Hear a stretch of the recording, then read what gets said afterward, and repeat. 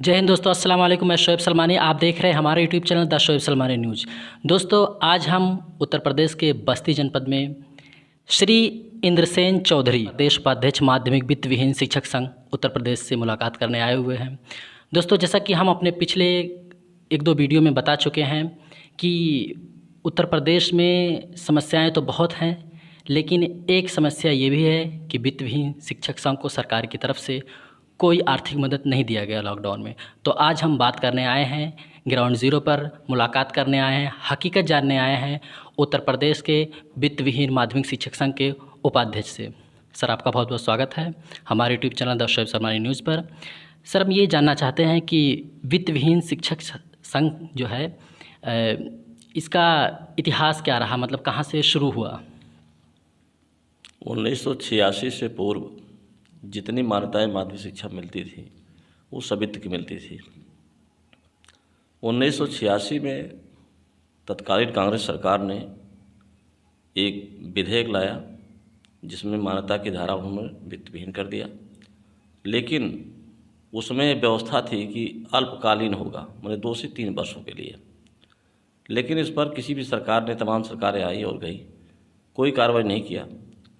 तो मंजू अवस्थी एक महिला शिक्षिका थी, उन्होंने माननीय उच्च न्यायालय इलाहाबाद में एक रिट दाखिल किया जिसमें माननीय उच्च न्यायालय ने आदेश दिया कि वित्त विहीन की मान्यता की कोई धारा नहीं है। उसके बाद भी सरकार ने कुछ नहीं किया। तो हमारे संगठन के द्वारा जो प्रदेश प्रधान महासचिव हैं राजेंद्र कुमार श्रीवास्तव, उनके नाम से एक रिट माननीय उच्च न्यायालय में दाखिल किया गया कंटेम्प्ट में 14 अगस्त 2014 को, जिसमें प्रदेश सरकार के तत्कालीन प्रमुख सचिव जितेंद्र कुमार ने शपथ पत्र दिया 6 महीने के अंदर मान्यता की धारा बदल करके हम पद से इस्तीफा कर देंगे। लेकिन उसके बाद कोई कार्रवाई नहीं की गई। और जब ये एफिडेविट आया था उस समय सपा की गवर्नमेंट थी। उसके बाद जब भी डेट लगी उसके 1-2 दिन पहले मुख्यमंत्री अखिलेश यादव द्वारा उनको पद से हटाया जाता था, क्योंकि न्यायालय के अवमानना में जिसके नाम से होता है अवमानना, उसका रहना आवश्यक है। और 1 दिन 2 दिन पहले हटा लेते थे तो इनके एडवोकेट जनरल जाकर कोर्ट में यह कह देते थे कि सर ये सीट खाली है, इस पर कोई नहीं है, जिसके नाते से पूरा सपा सरकार कार्यकाल पूरा कर लिया और कुछ नहीं हुआ।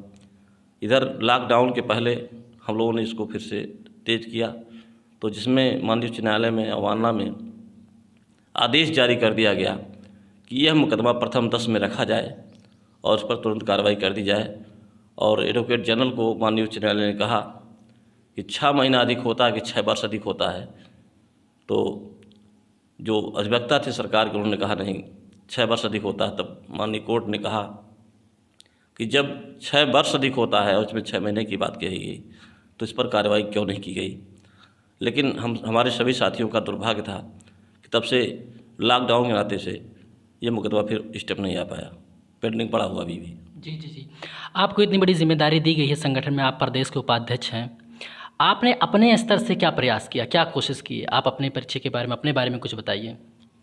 मैं उपाध्यक्ष के नाते से पूरे प्रदेश के सभी ज़िलों में जाता हूं और जितने भी इससे संबंधित शिक्षक, प्रधानाचार्य अथवा कर्मचारी हैं उनको इसके प्रति जागरूक करता हूं कि आपको अधिकार है, अपने अधिकार की मांग करिए, क्योंकि जब तक ये मान्यता की धारा नहीं बदलेगी तब तक किसी भी कर्मचारी का कोई भला होने वाला नहीं है।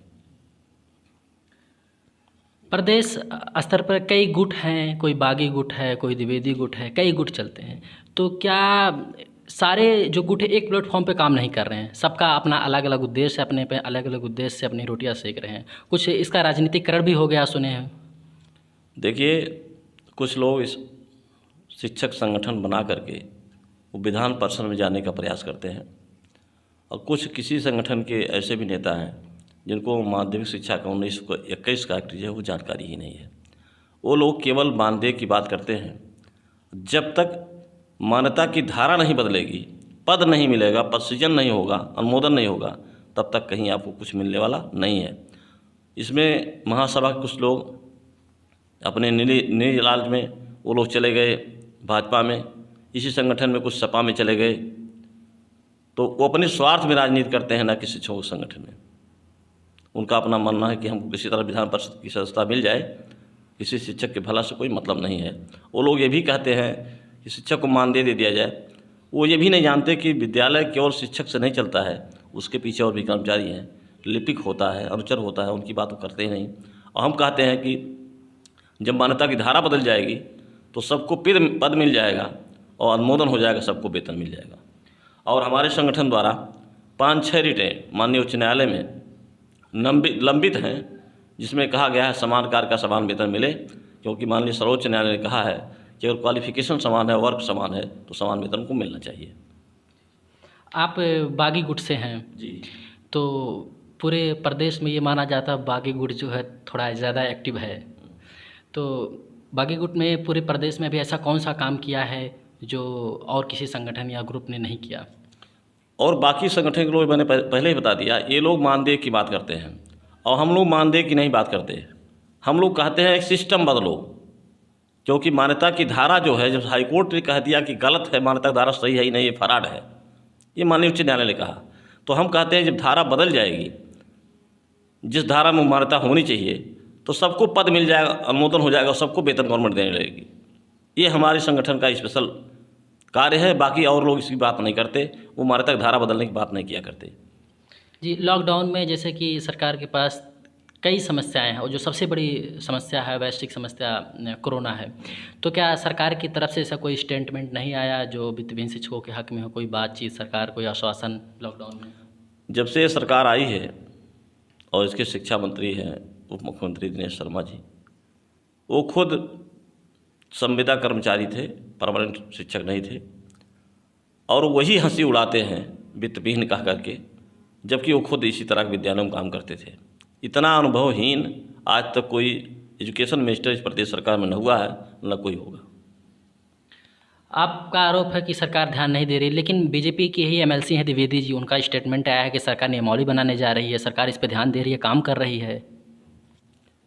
1921 के माध्यमिक शिक्षा एक्ट में जो व्यवस्था है उसके अनुसार हजारों कर्मचारी नौकरी किए, रिटायर हो गए और आज भी नौकरी कर रहे हैं, और उसमें सेवा नियमावली की व्यवस्था है, तो फिर अलग से नियमावली बनाने की क्या ज़रूरत? जिस दिन मान्यता की धारा बदल जाएगी उस दिन वो सारे लाभ को मिल जाएंगे, अलग से सेवा नियमावली बनाने की क्या ज़रूरत है? हो सकता है सरकार की मंशा ये हो कि नए कानून बना के नए रास्ते निकाला जाए और बेहतर किया जाए, सरकार की मंशा ये भी तो हो सकती है। नहीं, जैसे पहले व्यवस्था थी एक्ट में, उसके अनुसार सारे कर्मचारी, शिक्षक, प्रधानाचार्य सब संतुष्ट थे, तो फिर नया कानून बनाने की क्या ज़रूरत? और किसी संगठन ने कोई मांग किया कि नया कानून बना दो? किसी ने नहीं कहा है। हम चाहते हैं कि जो पुरानी व्यवस्था उसी को बहाल कर दो। तो आप बस्ती के रहने वाले हैं, आपने अपने डिस्ट्रिक्ट में, अपने ज़िले में इस संगठन के लिए और अपनी बात सरकार तक पहुंचाने के लिए लॉकडाउन में कोई प्रयास किया? जो हमारे ज़िले के माननीय विधायकगण हैं, सांसदगण हैं, इन लोगों के माध्यम से माननीय मुख्यमंत्री को, माननीय शिक्षा मंत्री को और राष्ट्रपति महोदय को हम लोगों ने पत्र दिया है, जिस पर भी कोई कार्रवाई हुई नहीं है। अगर एक लाइन में पूछा जाए कि कम शब्दों में आप सरकार से क्या चाहते हैं कि सरकार को भी दिक्कत ना हो, आप भी खुश हो जाएं, आपका पूरा संगठन, जो भी पीड़ित लोग हैं? हम लोगों ने किसी सरकार से धन मांगा ही नहीं।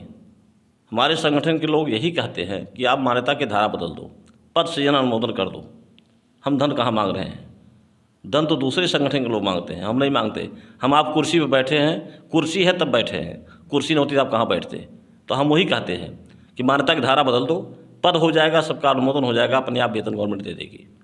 आप मान्यता की धारा बदलने की बात कर रहे हैं, क्या होगा आपकी तरफ से कोई सुझाव सरकार को? अगर सरकार को समझ में नहीं आ रहा है तो आप सरकार को क्या सुझाव देना चाहेंगे? सरकार के प्रतिनिधि जो माननीय विधायक, माननीय मंत्री जी हैं, इन सबों से कई बार कहा गया, लेकिन इन लोगों के पास सत्तारूढ़ कोई उदाहरण नहीं है। हम लोग माननीय उच्च न्यायालय के ही शरण में हैं, उसी के द्वारा कुछ होना है, इस सरकार कुछ करने वाली नहीं है। तो हम लोग इंतजार कर रहे हैं, जब कभी कोर्ट खुलेगा तो हम लोग न्याय मिल जाएगा। इस सरकार से कभी न्याय मिलने को उम्मीद नहीं है। तो अच्छा, अभी ये मामला पेंडिंग है, हाई कोर्ट में है, हाँ। इलाहाबाद में। अच्छा, तो भविष्य में अगर लॉकडाउन खुलता है पूरी तरीके से, ये महामारी ख़त्म होती है, तो क्या संगठन इस पे फिर एक्शन लेगा, सरकार से बात करने की कोशिश करेगा? जैसा अभी तो सरकार के द्वारा जो गाइडलाइन जारी की गई है उसका नियम कानून का संगठन भी पालन करेगा, ये ज़रूरी है, जिम्मेदारी है। लेकिन लॉकडाउन ख़त्म होने के बाद में क्या सरकार से संगठन बात करेगा? ऐसी कोई रणनीति आप बना के रखे हैं पहले से?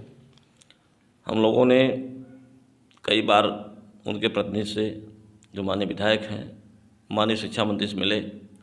माननीय शिक्षा मंत्री से बात करने पर उन्होंने बताया कि आपके प्रबंधक ने लिख करके यह दे दिया है कि हमको वेतन नहीं चाहिए।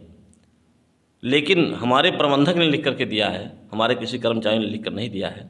और प्रदेश सरकार के प्रमुख सचिव उस समय जो थे जितेंद्र कुमार, उन्होंने सरकार की तरफ से एफिडेविट दिया था। माननीय मंत्री जी को इतना भी ज्ञान नहीं है कि माननीय उच्च न्यायालय बड़ा होता है कि विभाग का सचिव बड़ा होता है। माननीय उच्च न्यायालय में जो एफिडेविट है उसका पालन सरकार कर दे, हमको कुछ नहीं चाहिए उनसे।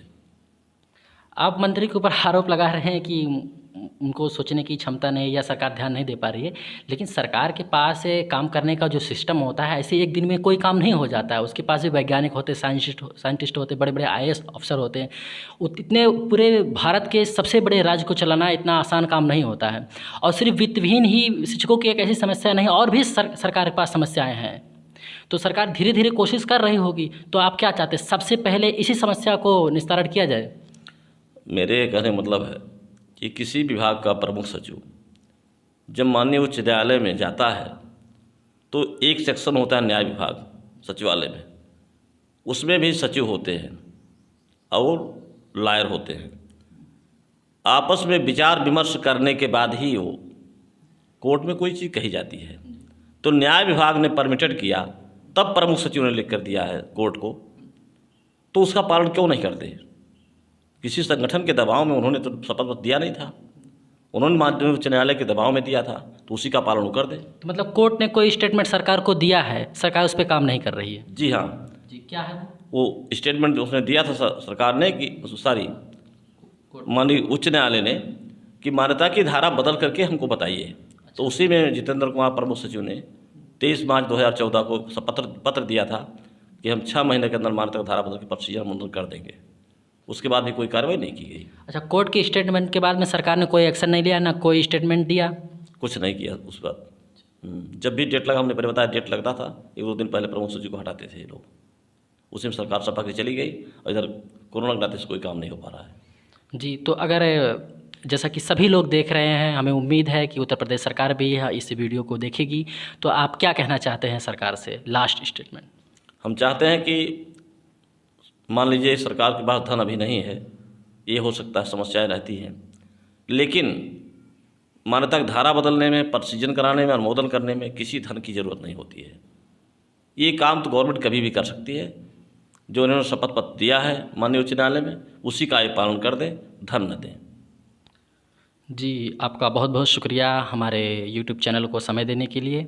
मैं शोएब सलमानी, आप देख रहे थे हमारा YouTube channel the Shoaib Salmani news. जय हिंद, जय भारत।